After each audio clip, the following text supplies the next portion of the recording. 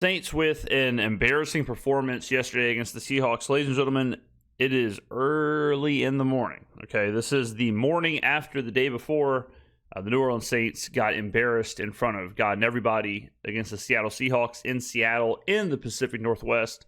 And I want to talk a little bit this morning about that game. So we did a full live stream of the game, almost 4 hours, 2,000 plus people hung around and watched just one of the most embarrassing performances you'll ever see. And thank you to everyone who joined. It was fun, even though the game itself was horrible. And we talked about it or whatever, and for 3+ hours. And today I wanted to kind of have another conversation. Now that I've slept on it, I watched Sunday Night Football, did what I had to do, and just kind of frame this whole thing, kind of frame this game as we begin the week of content and videos and all that stuff. So, first and foremost, the game itself was an embarrassment. The game itself was disgusting. It was despicable. It was not a good time. It was not a good performance. It was horrible. And it was one of those things where, as a fan, in that moment, in those 4 quarters, it is as bad as it can be. You have no chance to win the game. It's 21-0 immediately. Punt return for a touchdown, punt block, can't do anything, go for it on 4th down, miss that. It's just all around bad. And there's nothing worse. I talked about this during the stream. I go to a ton of Pelicans games. The worst kind of Pelican game is the ones where you go down 20 immediately, and then for the next 2.5 hours, you're battling to try and go down 10, but then you get down 15, then you're trying to make it 10 again, then you lose by 18. And really, you're just sitting there like, we never had a chance to win. It was never competitive. It was horrible. That's what this was, all right? In this singular game, there is nothing you can find positive about what the Saints did. The Panthers beat the Falcons 30-0. In that game, the Falcons can find nothing that they did positive. I guess they could say Bijan ran the ball well, but you get my point. It's like in that singular game, horrible, okay? The worst part about this game is that it validates everything that was said in the offseason. Everything that we said was not true in week 1 and week 2, this game validates what everyone was saying. This game is evidence that maybe they are the worst team in the NFL. Maybe, Kellen Moore's out of his depth. Maybe Spencer Rattler's this. Maybe the roster is this. Maybe whatever. Okay? Now, I do think that's a bit of a knee-jerk reaction because I don't think you can remove week 1, week 2, and just go wholly with week 3. Same thing with Atlanta and Carolina. I would not remove week 1, week 2 for Atlanta and just say they are the team that got beat 30-0 by Carolina. There is a long-term thing to this, but the Saints now, here's where they are. In week 1 and week 2, the Saints were building some momentum as a team that could hang around with good teams. The 49ers, good team. Cardinals, good team. Saints had a chance to beat both of them on the last possession of the game. They proved they are a team that can be competent and relevant. In week 3, they took the biggest step back you can possibly take. They basically moonwalked backwards 100 yards. All right, they look like, they didn't even look like a professional football team. So now the question is, what is this team? What are they? Are they this team? Are they the team that looked like they had never played football before? Or are they somewhere in between the week 2, week 1 team and this team? Is that where they are? Or is this an anomaly? All right, I want to tell you a quick story as we continue this.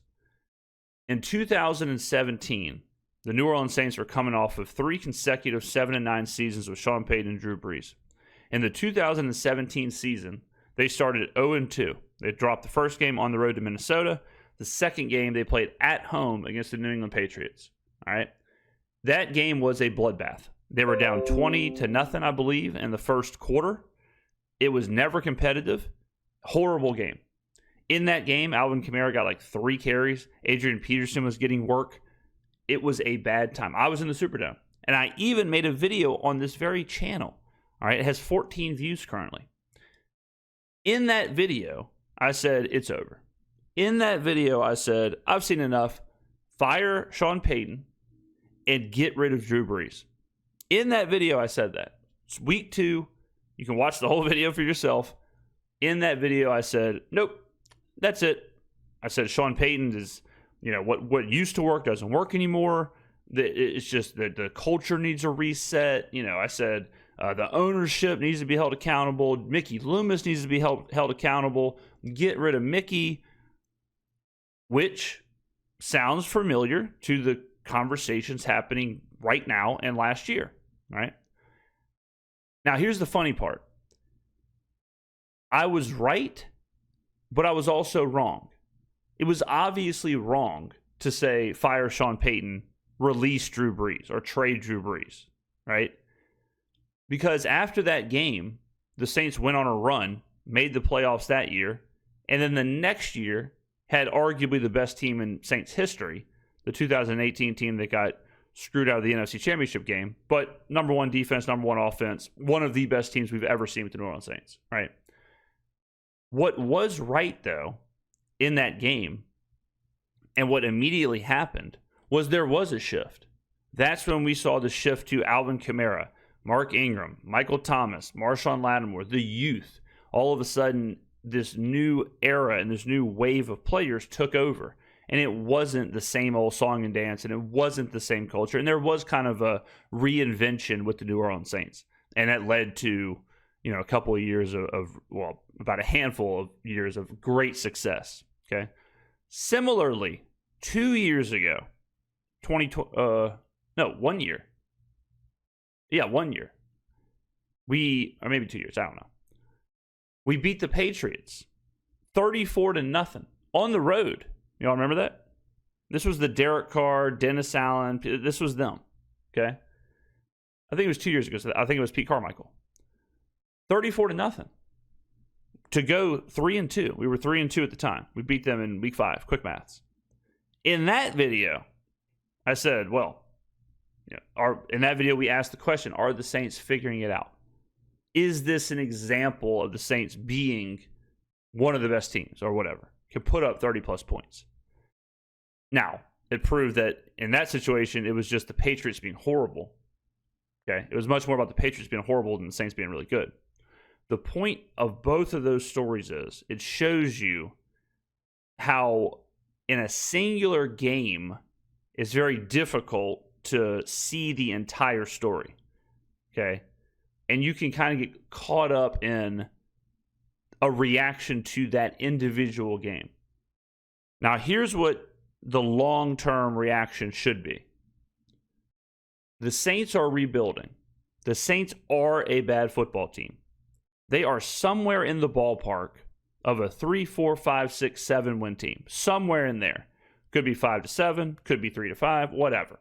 Okay? If you look at the Saints through that lens, the question of, do you fire Kellen Moore? Is Kellen Moore on the hot seat? All of that is irrelevant. No, because we're not trying to win 10 games. 0-3, 0-4 doesn't matter. Okay, if we go 0-4, it doesn't matter at all. What matters is how we are playing. What matters is what steps we are taking. Who looks good? Who is the future? Who is not? All that stuff. That's what matters. Now, wins and losses to a certain extent, you don't want to go 0-17, for sure. But the only time you look at, should Kellen Moore be on the hot seat, is if the Saints are trying to win right now. No one thinks the Saints are trying to win right now. So we have to view and grade Kellen Moore on more than 3 games. During the stream, I used the Detroit Lions as an example. Okay? And I'll pull it up. The Detroit Lions go 3-12, 5-11 with Matt Patricia and Matt Stafford. They fire Matt Patricia, and they trade Matt Stafford. Okay? They immediately go 3-13. So they take 2 games backwards. Now imagine you are the Detroit Lions in this season. Imagine you're them. All right? You trade the greatest quarterback in the history of your franchise. You get Jared Goff, who at the time was a meme, and you have Dan Campbell, who at this time is a meme. All right, he's biting kneecaps off, all that stuff. You have a point differential of minus 142. All right, you're getting rolled weekly. Now imagine the sentiment in the Lions world at that point. The sentiment is fire the GM, fire everybody. We traded Matt Stafford. We got back Goff. What are we doing? We won 5 wins last year. Now we have 3 wins. Okay? That's the sentiment. But grading, and they went 0-10 to start the season. All right? Let's see if we can pull up the actual season. They go 0-10. All right? They lose 41-33, 35-17, 19-17, 24-14, 19-17, 34-11, 28-19, 44-6 at home to the Eagles. They have a bye week, then they have a tie, then they lose 13-10, then they lose 16-14, and then they finally win a game, 29-27, after going 0-10 to start the season. At this point, 3 games in, there's no reason to have the conversation of, is Dan Campbell on the hot seat, right? At this point, when you're 0-8 and you just lost 44-6, do you think that they should have had the conversation of, is Dan Campbell on the hot seat? Knowing what you know now, of course not. But I guarantee you they were. I guarantee you they were. Now at 0-10-1, okay? At 0-10-1, do you think it would have been easy for a fan to say, I see what they're building in Detroit? I see what they're building. Like, imagine hearing someone say that. Imagine hearing somebody in the bye week after you just got beat 44-6 and you're 0-8 and you just traded Matt Stafford. Imagine someone in Detroit saying, no. I see what we're building here. I see the vision. I see the culture. They would have sounded absolutely insane. Imagine someone saying, no, Dan Campbell's the guy. You just got beat 44-6. You're 0-8. What do you mean? Right? No. Jared Goff's the guy. I believe in Goff. Brother, we're 0-10-1. It's week 13. We don't have a win. We lost 44-6 at home. What do you mean Jared Goff's the guy? Jared Goff threw for 77 yards in back-to-back games. How's that even possible? Threw for 77 yards in back-to-back, a tie and a loss in divisional games, right? But Lions fans should not have been viewing this on a week-to-week basis. They should have been viewing this as a long-term thing, right? Now listen, I say all that to say this performance was inexcusable. This performance was horrible. And so what we have to see now is, what is going to be the shift? What is going to be the change? Are we going to clean up the penalties? Or are we going to clean up the special teams issues? Is Blake Grupe going to go to an ayahuasca retreat and figure his whole life out? Does this team have any kind of resiliency? Or will they lay down? And bad news, guys, we're going to Buffalo. That's not exactly the time when you figure a lot of this stuff out. That is not when I'd be doing ayahuasca. Okay? That's the question with this team.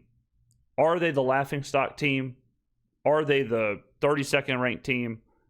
Or did they have a bad game in Seattle? That's the question. That's the question with this team. Similar to the Lions. When they're 0-10-1 and Jared Goff's coming off of back-to-back 77-yard games, you have a lot of questions, and deservedly. And I'm not comparing Jared Goff to Spencer Rattler. I'm not comparing Dan Campbell to Kellen Moore. I'm saying the situations themselves happen. Rebuilding teams lose games. Rebuilding teams get dog-walked at home by good teams. It happens. Rebuilding teams, even with good quarterbacks, we know Jared Goff's a good quarterback, have bad games. The question is that the identity of the team, or is it a bad game? We have 3 weeks of data. 2 weeks, you lose in the last possession of the game against good teams. You're in the game, you're relevant. You go to Seattle, you get embarrassed. The last thing I'll say, I'm seeing a lot of this online, and it drives me crazy. I'm seeing a lot of Demario Davis deserves better. Alvin Kamara deserves better. Cam Jordan deserves better. Chris Olave deserves better. Whatever player deserves better. Guys, they're on the team. If they deserve better, play better. If they want to win, win. Okay, they're on the field. They're not watching in the stands like me. So if you're like, man, Alvin Kamara deserves better. Okay, well, don't average 2.3 yards a carry. Bottom line. Cam Jordan deserves better. Sack the quarterback. Get after the quarterback. Demario Davis deserves better. Get the defense to figure it out. I cannot stand the conversation that active players, it's like they don't have any impact on the game. It's like, oh man, I can't believe we're doing this to these guys. What? They're on the field. They can actively impact the game. They need to step up and impact the game. Just like in the example I gave you with the Patriots game. Oh man, they got to trade Adrian Peterson. He deserves better. Oh man, they got to trade Drew Brees. He deserves better. I mean, 7-9 every year, 20-3 to the Patriots in the first quarter. Come on. So he's the quarterback. He's the captain of the team. He has to have some kind of responsibility. It's not just, oh man, come on, trade Drew Brees to a winner so he can get a ring. What? No. How about he figures it out? He gets the team to play better. And quit getting embarrassed at home. Quit going 7-9. Ugh. I just hate to see blank player go out like this. Man, I wish they would just trade him to the Chiefs. Or I wish blank player would start playing better. And this team would start giving us some results. So I cannot stand the charity conversation of like random player, do him good by sending him to a good team. There's a responsibility in the locker room as well. There's a responsibility for this entire team to not go to Seattle and get beat by 31. I'll tell you that. Cannot stand it. I see it all the time. Where it's like, man, I just can't believe we're doing this to Alvin Kamara. He had 18 carries for 42 yards. Okay? So this handful of players that everyone wants to send off to go get a ring because whatever, those handful of players are probably team captains who need to do something in the locker room and something on the field to make sure this doesn't happen again. All right, ladies and gentlemen, there you go. A little Monday morning for you. Let me know in the comments below what you think. Thank you for watching. I'll see you in the next video.